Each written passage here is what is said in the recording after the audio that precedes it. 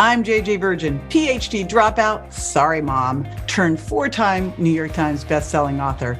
Yes, I'm a certified nutrition specialist, fitness Hall of Famer, and I speak at health conferences and trainings around the globe. But I'm driven by my insatiable curiosity and love of science to keep asking questions, digging for answers, and sharing the information I uncover with as many people as I can. And that's why I created the Well Beyond 40 podcast, to synthesize and simplify the science of health into actionable strategies to help you thrive.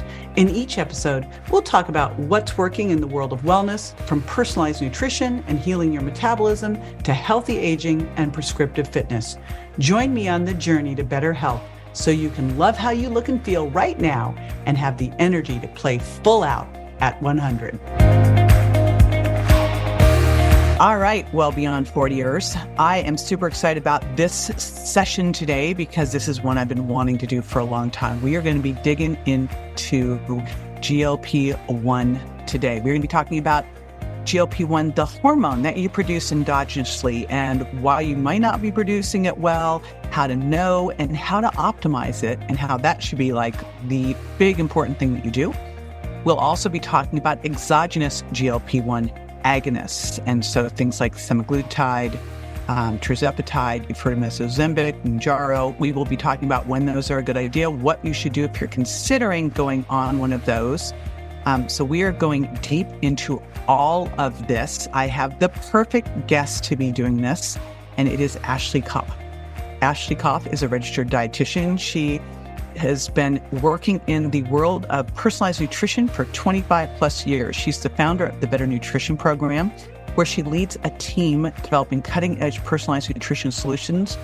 She's also the fractional chief nutrition officer, where she does for several companies some strategic nutrition planning. She has literally worked all over the place with a lot of different big companies and also done a lot of different TV shows as well. She's actually had a really fun career all over the country and all over the world as a nutritionist.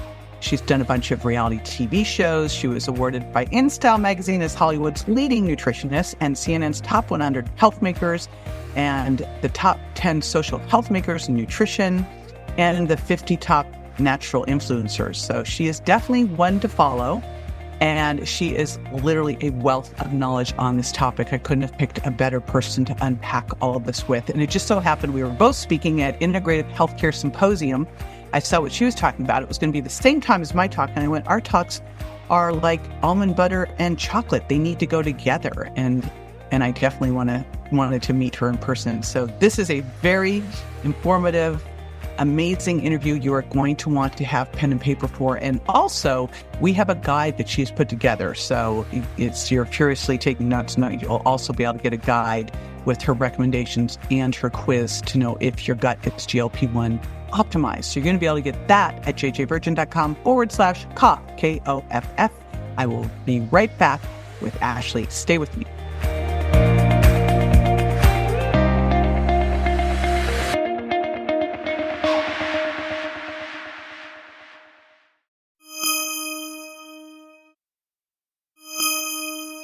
GLP-1s, we are going there, Ashley Koff. I am super excited about this interview. Yeah, I've been literally counting days than hours. Wow.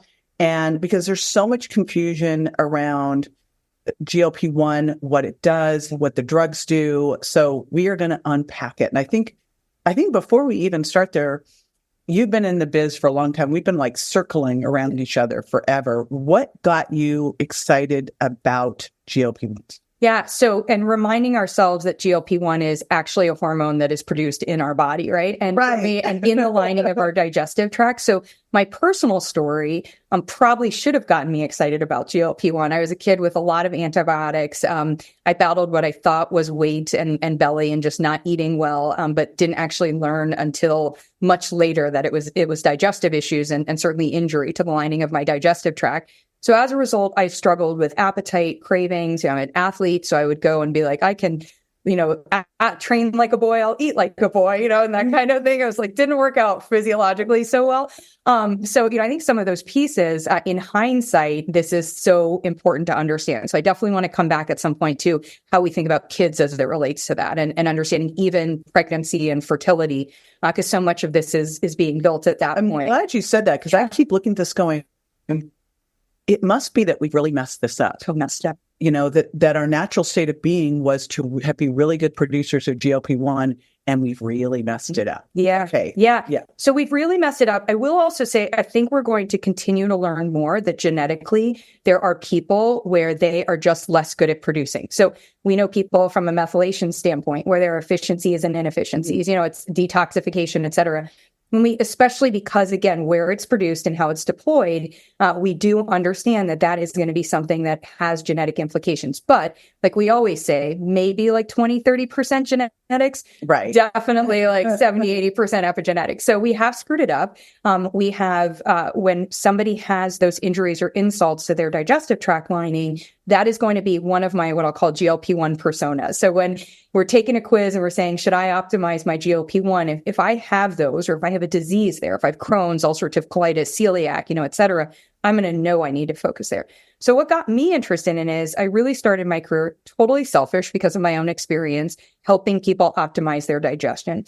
And this was 2001, 2002. Wow. No one was talking gut. No. And we were like, we were still convincing. So first of all, we only really had lactobacilli. We didn't even have bifidobacteria, and it was at a time period where I had to convince practitioners that the gut health was actually related to somebody's health goal, right? So in that space, we're coming, it's like, seems like ridiculous. I literally had one doctor tell me there was no such thing as adrenal gland burnout. And then another one tell me that there's no such thing as leaky gut.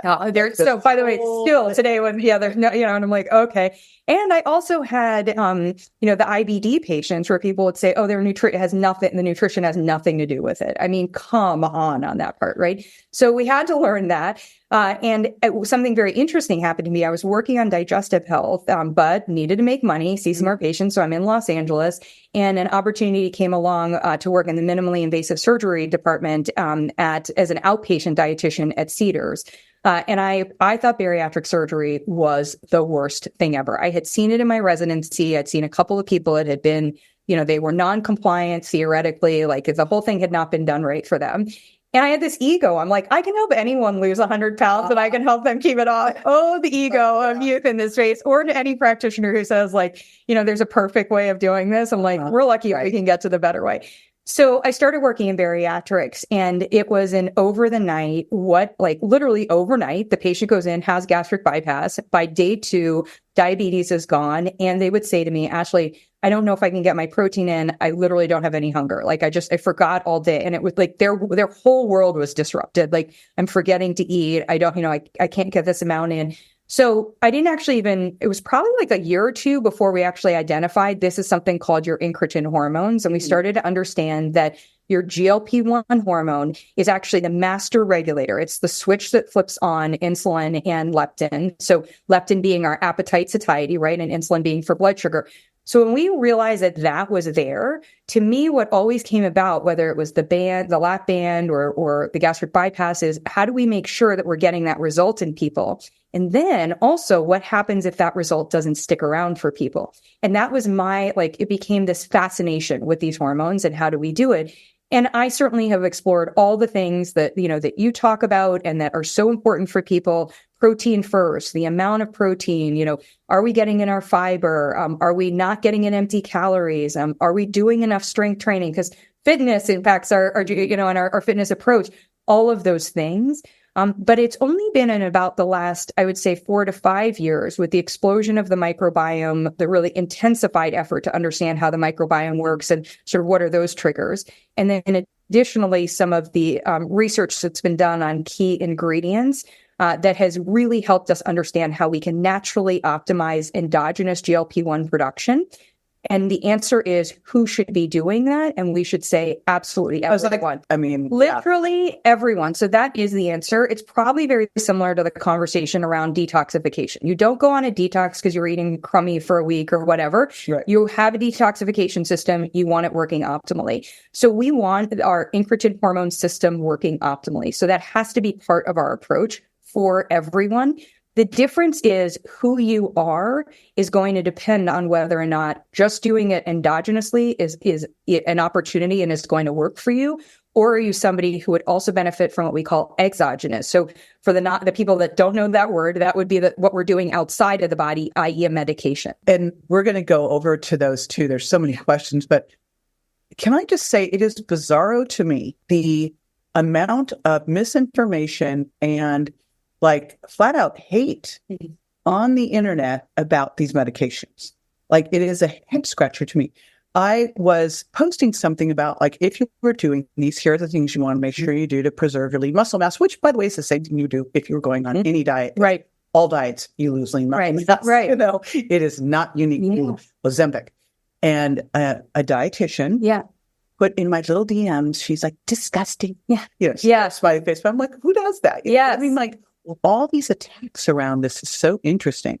Well, I think there are two things. The first, because I just went through this experience, I posted a delicious pizza in I posted a pizza in Arizona. I was out on a date with my brother going to a basketball game. And we happened to go to, this amazing pizza place that's like so well renowned. And I posted the most beautiful looking pizza. And I had somebody post, as a dietitian, aren't you ashamed? There's gluten and dairy. Like these are inflammatory. If you'd say that, and I was like, whoa. So I think we have to recognize that we're in a culture of attacking people just, for whatever, as a hobby or because, we don't have enough magnesium. I don't know what the answer is, right? We'll have some chocolate. Yeah. It'll be fine. And I think it's the other thing where there is a perception, whether you yourself have battled either weight health or you've battled metabolic health or you haven't, and so that hasn't been your journey, of judging people for what we'll call the cheating, like you're not doing it the real way. And I think what we both share is the recognition that we have a lot of tools in our toolkit. And when somebody comes to us, whether it's an individual or they're reading your books or, you're reaching millions of people, what you're saying is, hey, there are a lot of tools in the toolkit. And so we want to look at what are all the tools and help you figure out today what's going to help you be successful. And by the way, that might be different. You might need a different tool, in 4 or 5 years, et cetera. Anyone that doesn't approach it that way and sees that there's a right way or one path or what somebody should be doing, I hope that people just unfollow them. Yeah. Like that's the answer there. Right. Yeah. Right. Like there's no one food that's villainous and all that. Yeah. That stuff drives me nuts. So then with that, GLP-1s, how would someone know if they're optimally producing them? Yeah. This is a really important question because I wish the answer was like, we've gone on this journey with blood sugar where, you could get a regular fasting glucose, which is what your doctor would test. And we're nobody's like, that's not that helpful in the moment to get that test. Then we moved over to hemoglobin A1C, which is a 90-day, but it's an average. So, if you're looking at that, it's not telling me if like at 3:00 every day you have a high spike and a drop or, some of these things. So it was better than the fasting glucose. And now we have fasting insulin, right? And so fasting insulin is going to give us a better measure and things like maybe also looking at inflammation. So we've been on that journey. We're not on that journey yet with GLP-1 because GLP-1 is actually designed just to be produced and go away. So it's actually very interesting that the body designed something to literally be like a light switch. So it turns that on and then it goes away and then it turns that on and it goes away. And it does that in the presence of food. So in order for us to test that, we can do it in a lab and we can certainly do it in a cell, meaning like a cell culture, and looking at that. But to test it in a human, it's very difficult. And I actually wouldn't put any stock in the blood work today where somebody says, oh, I tested your levels. So what we've done is I will never tell you that you are high or low in GLP-1. And if anyone says they can tell you, they're lying to you, like just flat out on that part today, like as of the date of us recording this, right? And if anyone figures out that test, please reach out to me because we want to get it out there, to the population.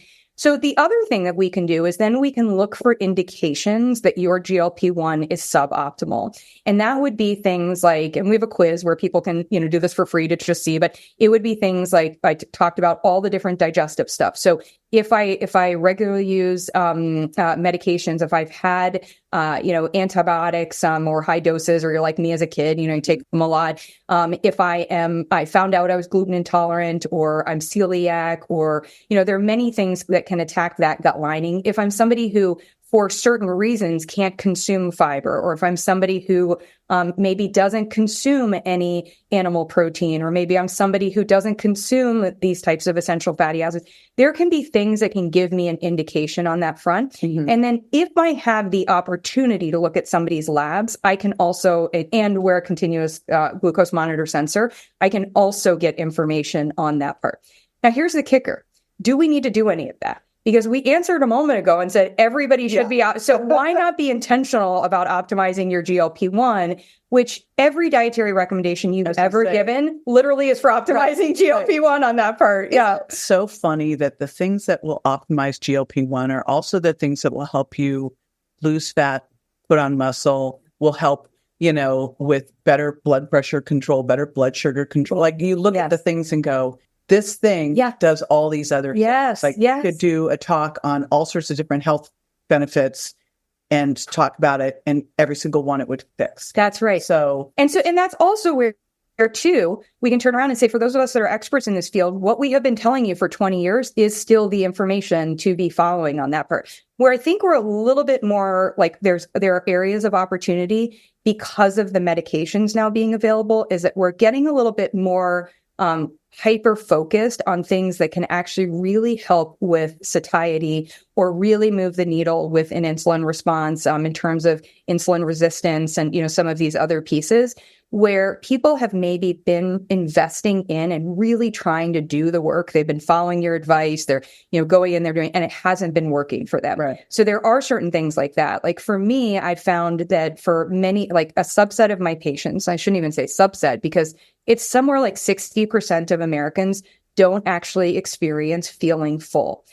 Now, I'm not talking about overfull, but in that moment when you're eating, and maybe you're being mindful or not, whatever, but you're, yada, yada, but I'm eating my food and I have an amount, and I feel like, okay, that's the amount that I'm supposed to have. And when I eat that within within 10 or 15, like, I feel good. So I'm not chasing for something else. Right. And we've tried all these different ways to help people maybe experience satiety, like have fiber first, or have something crunchy, or drink water, or make sure you take this, or like all of these other things. And that hasn't been working. So in that instance, the fact that we now have tools that can actually target GLP-1 more effectively, those are starting to show benefit for that significant body of patients of mine that don't experience satiety. So some of those areas I would say are a little bit different, but at the foundation, it really is the same stuff. I look at all of this, and so we've got less than 7% of the population who's metabolically healthy. Mm-hmm. I remember hearing some stat years ago that by 2030, that we would be 100% diabetic. And I go, that is the most outrageous statistic. No way. However, so you look at the high degree of insulin resistance, and then you look at someone who says, okay, I'm ready to take this on. I'm going to start doing all the right things, and nothing happens. This work. And I had a great mentor early on who said, you do not lose weight to get healthy. You have to get healthy to lose weight. Yeah. I would say you need to get metabolically healthy to be able to burn off fat and build muscle. Mm-hmm. And so they start, but they've got to improve that insulin sensitivity. Right. And that, you look at me and go, okay, that means you better sleep better. Mm-hmm. Well, maybe you need a CPAP. Yeah. You better start lifting weights, but you're too inflamed. Right. And out of deconditioned to lift weights. You need to really shift your diet around, but you're hungry. You got cravings. And I think that if there's something out there that can help people get past that. Yeah, we've got a crisis. Why wouldn't we use that? Yeah. The risk-reward ratio is so clearly on the reward side. Yeah. And sometimes we need, it's the same way of, maybe why we use an elimination diet, or I don't tend to call them straight out elimination, but I may take certain ingredients for somebody and say, or I do our digestive tune-up all the time. So I'm like, okay, I want you for 30 days. I want you to do the things that support your digestion, because that's going to then tell me how your body is responding. We can go. So in this instance, we can turn around and say we have different resources. When I think about GLP-1 and the body, I think this analogy will land. I've been trying it out in places, so we'll see if it lands for you. But so in the continuum of caffeine, that's something that we all love and when we think about. When we think about a GLP-1 agonist, so a medication, and there are GLP-1 alone, there's GLP-1 GIP. By the time this is out there, there'll be, one that's got 3 different points, et cetera. But let's just call them these agonists as a class. They are like having 4 shots of espresso in the moment. So the idea there is you're getting more caffeine and you're also going to get something that maybe sticks around for longer. So endogenous production, or what our body produces of GLP-1, is like 1 shot of espresso. The issue is a lot of people are trying to get results on decaf or no caf. And that in that space, does that work for you? Yeah. So in that space, there's all these reasons to say for some people, they will experience benefit if we can get them from decaf or no caf to 1 shot of espresso. For other people, their body and just where they are, they can't function and they need to be at that 4 shots. Now, I don't want to keep you on 4 shots forever. Could it be that you need 2.5 for the rest of your life? Potentially. Could it be that you go from 4 to 1 and then something happens in life and we need to go back to 2, 3, or 4? There are all of these ways, and that's your relationship with your practitioner and understanding your body. But if I've got someone on 4 shots of espresso, I also need to understand that I am intervening with a hormone that is going right into their body that normally is not meant to stick around, and it is sticking around for at least 30 minutes. So it's sticking around for a longer time. That means, I'm going to use the words, side effects. Side effects are not negative. They are just, here is what is happening as a result of going on the medication. So I think we just need to be doing a better job of saying, where are you on that continuum?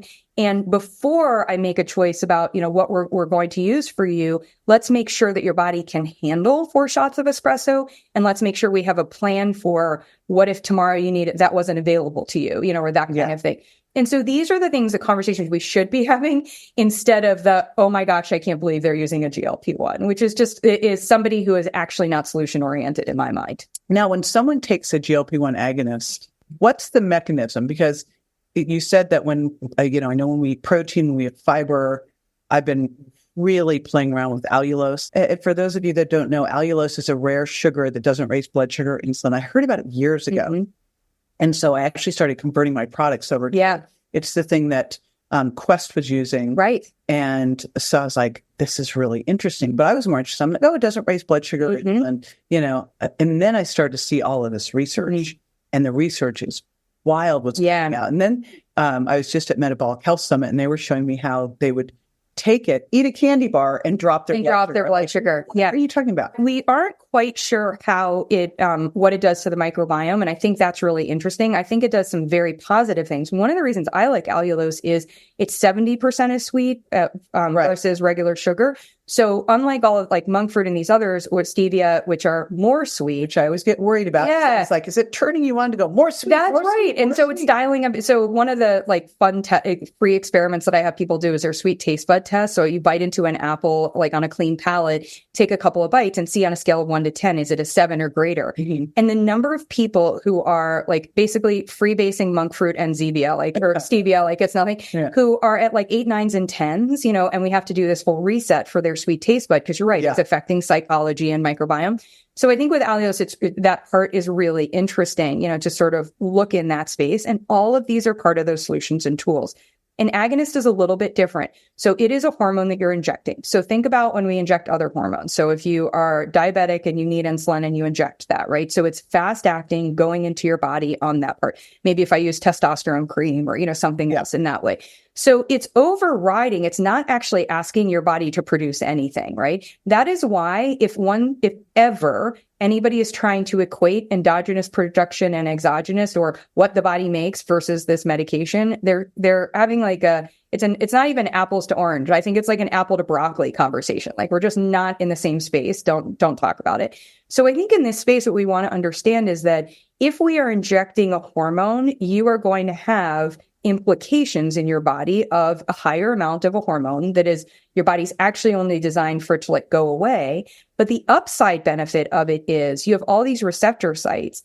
And when that light switch goes on, if in your body, that light switch doesn't mean that those like 12 lights go on, then if it needs more time for those 12 lights to go on, if you take an agonist and it hits all those 12, then suddenly you get full action, right? Like the room is lit on that part. And what we're seeing is many people, when the light switch goes on, maybe only 2 or 3 of those things, right? And so that's the difference. With when they're doing things like protein or fiber. Right. And, and that's part of the question. So you look at the things that naturally raise it. And as I started to dig into this, I go, really, this is something that we've always had, and we've just so disrupted our gut microbiome that we've messed everything up. Yes. Yeah. Because if you look back ancestrally, what was our diet? It was, we would eat animal protein and lots of fiber. I remember hearing Laura Cadane say that we're eating like 100 grams of fiber a day. And I consider myself to be like a fiber hero. Right. Yeah. But I'm like 56. Yes. So I was like 100 grams of fiber a day. And you're not like me where I was, so I grew up with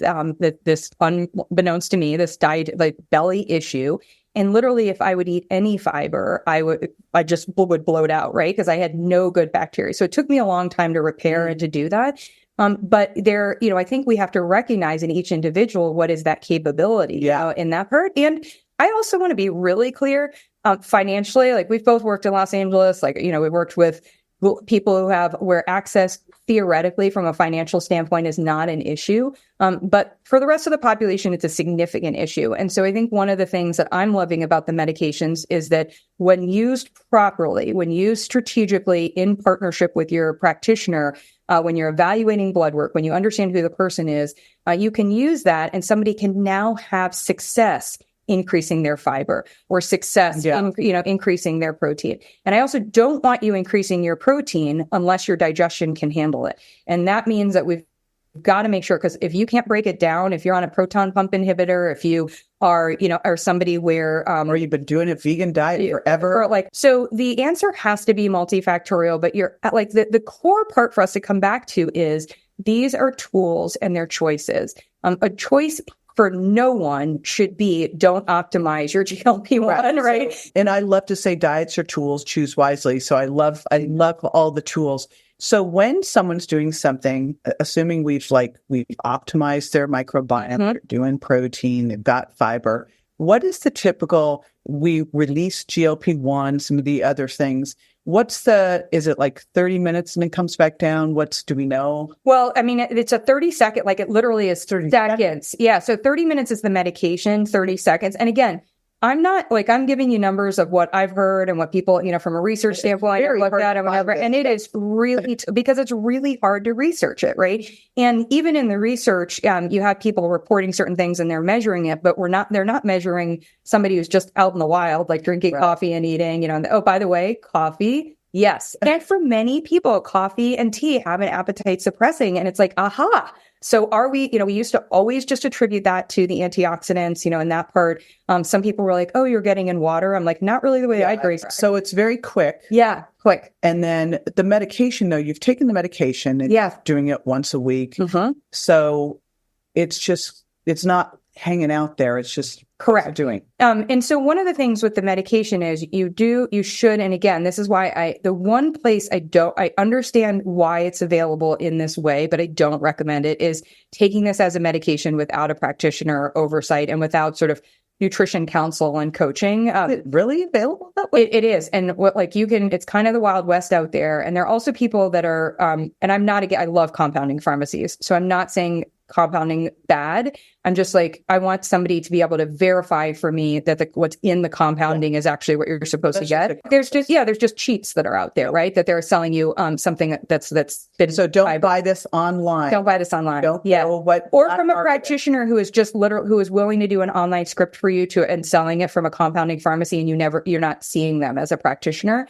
That's not the way we do medicine anyway, but I think it is important to remind people. So when you do this and you're taking it, you actually are going to try to get up to the dose that is going to be better for you in the moment. And that really depends for people. I've seen some people who started the lowest dose and they do great in that space. I've seen some people who started the lowest dose and they start off having side effects. Okay, we can almost always address those side effects. So it doesn't mean you need to go off of it. And we typically don't want you going on and off. So that's also, something we can speak about. But then you're going to increase your dosage on that part and be able to get to a place where you're getting your optimal results. And that optimal level to me is very much about where you are still wanting to eat. We're not trying to shut off the desire to eat. We're not trying to shut that down. But where we see appropriate weight loss, so we might say that's like 1 to 2 pounds. It also depends on who the individual is. Where we see nothing else negatively happening, maybe where we see more rolling hills than spikes, if appropriate, for your blood sugar. And then we would keep you on that. There are some people that it will stop working. So it stops working. So in that instance, clue why? Well, there is a sense for some that the body is adjusting from a hormonal standpoint. I don't know if that's valid or if it's basically what I have a suspicion in my head, which is this really just the plateau experience and we should just accept a plateau because we know fundamentally a plateau means your body is adjusting. And so when we say it stopped working, you've stopped losing weight. They've stopped losing weight. See, I just look at this whole thing and if I were the benevolent dictator of all things nutrition and let's health, do it. Yeah.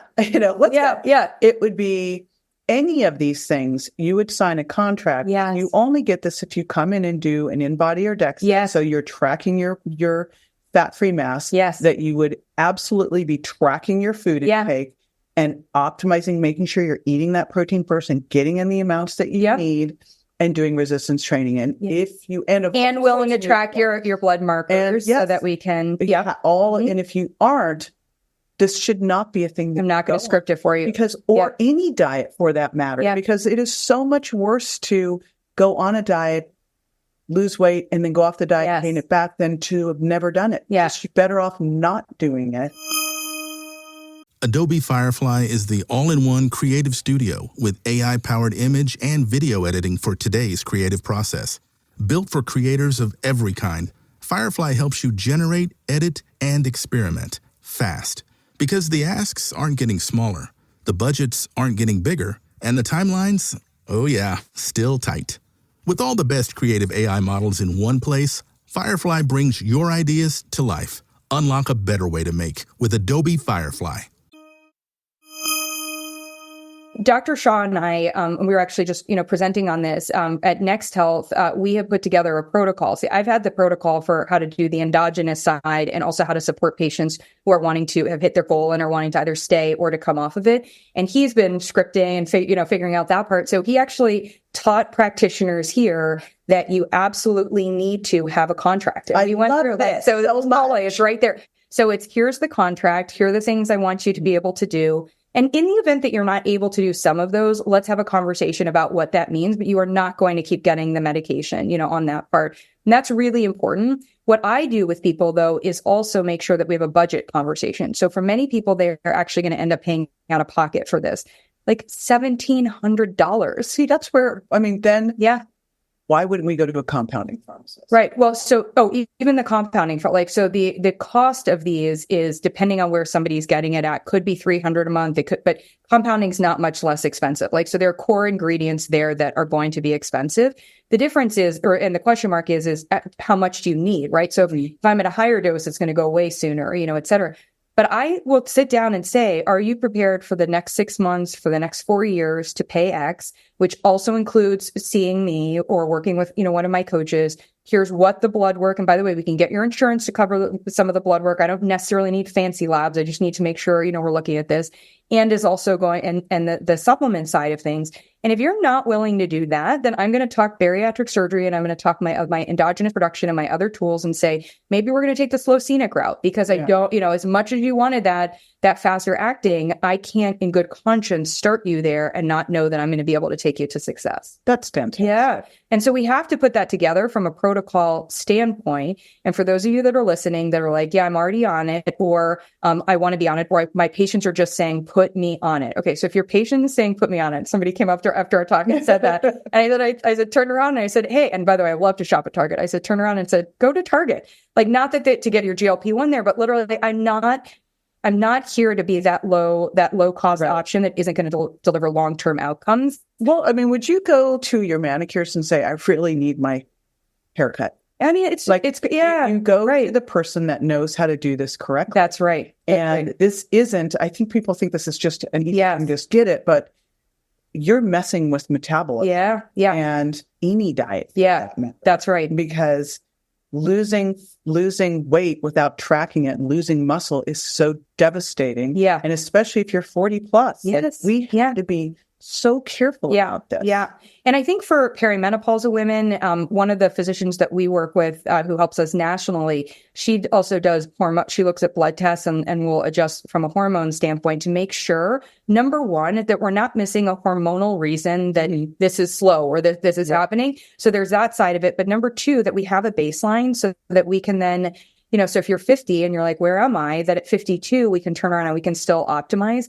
We did have several dietitians come up and say, in New York, they're constantly hearing and seeing friends and patients where the doctors are scripting for the medications and they're not suggesting a follow-up.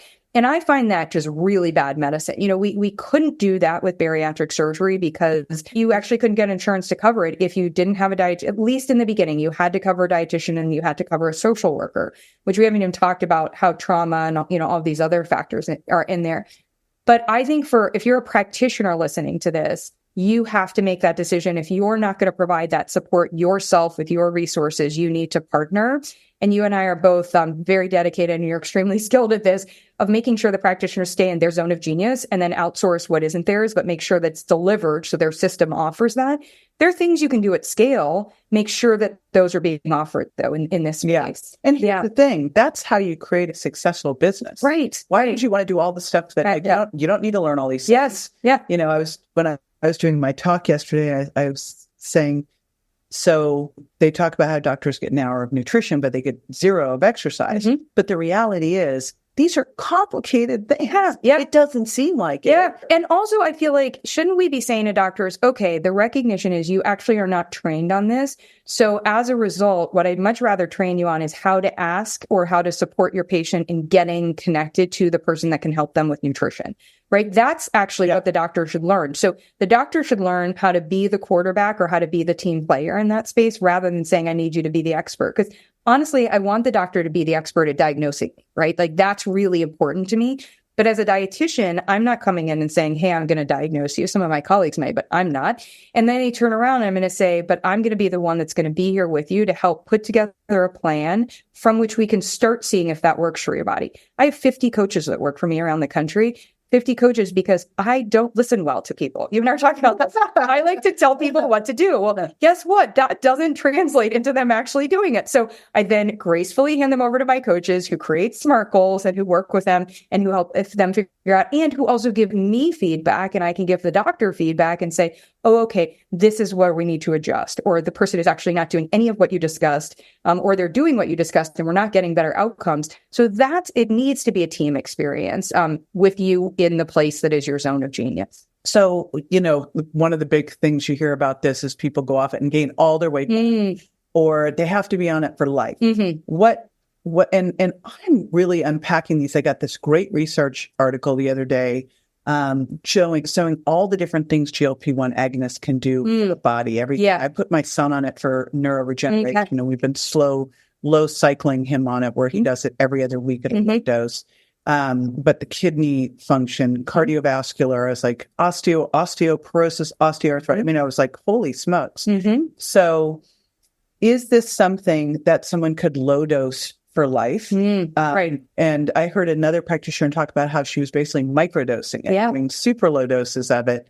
And I just wonder if there's other applications we're going to start to find, or are you finding that someone kind of goes through the rehab, they use it to help get them going, they can start to taper it as they're building up, get back their gut microbiome and getting these good habits in place. Yeah. Do you think this is something that someone would need to do for life, or do you think they can? So I think there are a couple of things. I'd love to start at the macro level. I don't really know of a class of medications that if you just went off of them immediately, you wouldn't have any side effects. Right. So if I go off of a proton pump inhibitor, I have a backwash of acid. It's like the worst thing that you can do. If I'm somebody who takes insulin and I stop taking insulin, I'm going, So if I needed it, or if I'm using it, so I think we have to downplay this concept of what if I needed to be on this for life. So we identify that this is the health enabling tool for you that is going to be supportive for 1 year, for 10 years. Somebody asked a question in our session, well, my patient is saying they're going to be on this forever. And that really bothers me. And I was like, why are you bothered? Like, they're your patient, So like, maybe what they're actually saying to you is, I'm afraid that nothing will ever work and I need this. And so maybe my job, and I said with respect, I think you're a physician. As a dietitian, my job, not your job, is to help you feel less codependent on it and to feel empowered, and maybe to, at some point in time, decide that it might be the right time that we lower a dose, or, that we do something. Because I also want to prepare people for the reality that, unfortunately, if you had a cancer diagnosis and needed to go through treatment, maybe if I personally wouldn't want a patient on it while they're pregnant or trying to get pregnant. I don't think we have the data there, some of those things. So we know life is going to happen and you may need to come off the medication. So I think we should just let go of what if you're on it for life. I think we're both saying, so what if you're on it for life and you actually have a healthy, long life, or, this, and you're able to achieve your goals and live how you want to live? Great, on that part. I think there's another side of it that says, look at all of these downstream benefits. It could possibly be upstream of metabolic health and of being able to eat better amounts for yourself, and of being able to lose the stress associated with food noise, of being able to be present at the dinner table or at the meeting. Somebody that I have that's on medication said that she can't ever be at a business meeting where there's food because she literally can't be focused. She's like, I'm living two brains. I'm so focused on what the food is that's there, whether I should have it, whether I shouldn't, all of that I'm actually not hearing the business conversation. And she's a high-powered executive, and this is actually helping her break through.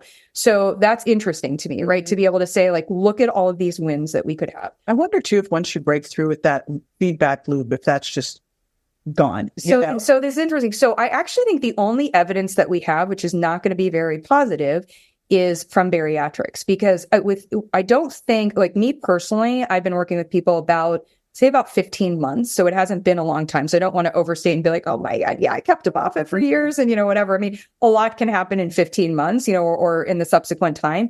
But with bariatrics, I would find that many people experience tremendous challenges year 2, year 3, et cetera. Some people had done beautifully and were able to use their surgery as a tool and maintain, and other people really had to try other interventions. And now, even including, I have some bariatric patients, history of bariatrics, who are on agonists, and we're seeing a positive play there. So I think that we have to look at this as a trajectory where we don't know what is going to happen from a long-term health standpoint. This is a tool that we could use, but what I will say hard and firm is, before you decide to go off the medication, before you intentionally go off the medication, you have to have a plan. You've got to make sure that at minimum you're at that one shot of espresso, right? And that's what we have to do naturally. And that you're going to be able to commit to the lifestyle behaviors, including your nutrition and these others, where you'll stay at that one shot of espresso. Otherwise, I don't have a good sense that you're going to be able to be successful there. Right. Well, I mean, and here's the mess with anything. Like, these arguments around GLP-1 agonists are literally people yelling, like, because they can yell. I had somebody come up, I think she was very well intentioned and maybe just kind of wanted to, like, show off in front of the doctor, definitely not in front of me, but she was like, well, it does this, and, it would downstream interact with this, and it would do this other stuff. And I was like, great that you know the mechanism. I was like, you get an A on the test. I'm actually talking about the patient, and the patient over here is a human, and I'm trying to figure it out. And I'm honestly not going to know for you. I'm not going to know. Like, if somebody comes in with a severe liver issues, I'm not going to work on their liver. But if they are also, if part of that can be, because we're seeing great results with fatty liver with agonists. So I don't want to sound like I'm dismissive to everyone on that part. I think the drama around it is totally misplaced, because it's deflecting attention from where we actually should be. If you are coming in and you don't have, you check the boxes for why I need GLP-1 optimization, then that is going to tell me that there is intentional work that we need to do in your body for your body to get healthy. And that tells me that this is where you should be investing, right? And that's where the focus should be. The focus should be on us understanding, like we do with anything else, where could there be areas of concern? So if somebody's on a proton pump inhibitor and they also are deciding to take a semaglutide, I'm going to want to look at some things there, right? I'm not going to go into all of those. If somebody is on biologics for an autoimmune disease and they want to go on a semaglutide, I'm going to look at some things there. If somebody is newly trying to figure out the right hormonal balance for them and they add the semaglutide, those are the conversations. And I do also think, this is going to be where I'm going to take the opportunity to talk about it, is I think it's really important for us to consider, in a body that is rapidly doing its cell work to develop and hormones that are newly developing. And I'm talking about a 12, 13, 14-year-old child where somebody is so worried about their obesity and their diabetes at that point, which I completely appreciate. They have zero confidence because of access, because of family history, like all these other things that this kid is going to have a fighting chance to have a healthy body. Is the first step with that child bariatrics or a medication? And I think the answer could be yes, but we have to do this other stuff. Otherwise, we're compromising their future health. And I think that's an area where that's probably the one space where I'd love to try, if possible, to do some of the endogenous work. I just understand what I'm up against, on that part. Yeah. I remember we tried on Dr. Phil we did the teen weight loss. There were so many issues you would never know until you started. That's right. There was the school, there was the parent. Yeah. I was like, oh my God. Yeah, totally. Oh my God. Yeah. And at that point too, you have to be thinking about where, like, I want to try to have you have as positive an experience around food and things like that. So maybe intervening with a medication here so that you feel more empowered and not so negative about yourself. So that's another area where agonists are helpful. We are able to take somebody who feels like a serial failure in their life and their health. There's so much complication around this too, and what happened with your, all the metabolic dysfunction. And I learned that early on. I go, oh my gosh, this is not because someone's lazy enough. Right. No. There are so many issues. Yeah. And I remember early on, I met one of the doctors at the Biggest Losers. Mm-hmm. And because they were going to hire me for the teen show. And I was finally like, I was like, yeah, no, I think I can't do this. But the doctor literally said to me, I'm watching them and they just eat too much and they don't exercise enough. And I'm like, oh my God. Yeah. Oh my God. Yes. Well, I did work on it. I did shedding for the wedding with that same with one of the physicians. I don't know if it was this name. Say his name. Yeah. And I did Celebrity Fit Club, and they told me, they said, oh, this person is failing. She's non-compliant with your diet, which, by the way, when I hear non-compliant, I hear somebody hasn't actually done their job to figure out what that person needs. And it turned out she had horrible IBS and the diet was high in fiber. And she was just like all the time feeling badly bloated for her weigh-ins. Like she literally was not losing weight because she's just, trying to do this. And they said to me, instead of addressing that on TV, I got the call and it was actually, sometimes it's good for us to show that people fail despite having all the help that you could offer. And I was like, and I worked with her for another 5 years and she did beautifully. But I think in that space, or in chatting for the wedding, where it was like, they just need to exercise more. Exercise is actually not the thing. That's right. That's right. And maybe they're like, some of them actually need to just be able to relax and have some fun in their life. I think if we can't make this deliciously doable, I don't know kind of how we meet somebody where they are. So I think that there's so much. I'm just so grateful that you wanted to have this conversation, because it's I think we can take to task kind of everyone here. I think pharma's not doing a great job because they kind of are just in here and are like, look at this miracle drug that's been created. I think practitioners who are just scripting and not sort of helping people actually have a conversation. You can even use this recording with your patients where you could say, hey, I want you to listen to this first to understand what we're going to do, right? We have actually done your systems approach work for you by having this conversation, and do that. And then individuals, if you're going to just jump in and take any old car off the lot and just hope that it runs really well for you for a lot of years, that's your problem, So I think that we have to accept, accountability across the board. What a reasonable approach. Maybe. Right? That's right. Now you've created a guide that we're going to be making available to everyone. I'm going to put it at jjvirgin.com/Koff, Koff, not cough like the cough. That's right. Koff. And what is in the guide? Yeah, so I wanted to share a lot of this information because in case you weren't putting us on, 0.5 and taking notes and all of that. So in the guide, you'll get this information, and it'll also direct you over, if you want to our site where you can do the GLP-1 optimizer quiz. Awesome. And then we'll just answer the question. I mean, I don't, like you heard from us, everyone should be optimizing, but if you really need to take a quiz for me to tell you whether or not, the majority of us still need to invest in that. It's fun to take quizzes. There you go. Yeah. Yeah, absolutely. All right. That's perfect. Yeah. jjvirgin.com/Koff. Yeah. And I hope this is just the one of many. I hope so too. Yay. Yeah. Be sure to join me next time for more tools, tips, and techniques you can incorporate into everyday life to ensure you look and feel great, and more importantly, that you're built to last. And check me out on Instagram, Facebook, YouTube, and my website, jjvirgin.com. And make sure to follow my podcast so you don't miss a single episode at subscribetojj.com. See you next time.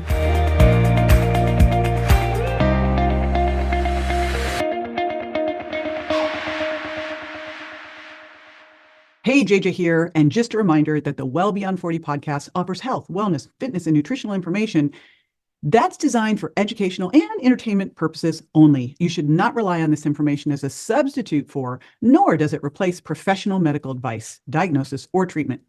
If you have any concerns or questions about your health, you should always consult with a physician or other healthcare professional. Make sure that you do not disregard, avoid, or delay obtaining medical or health-related advice from your healthcare professional because of something you may have heard on the show or read in our show notes. The use of any information provided on the show is solely at your own risk.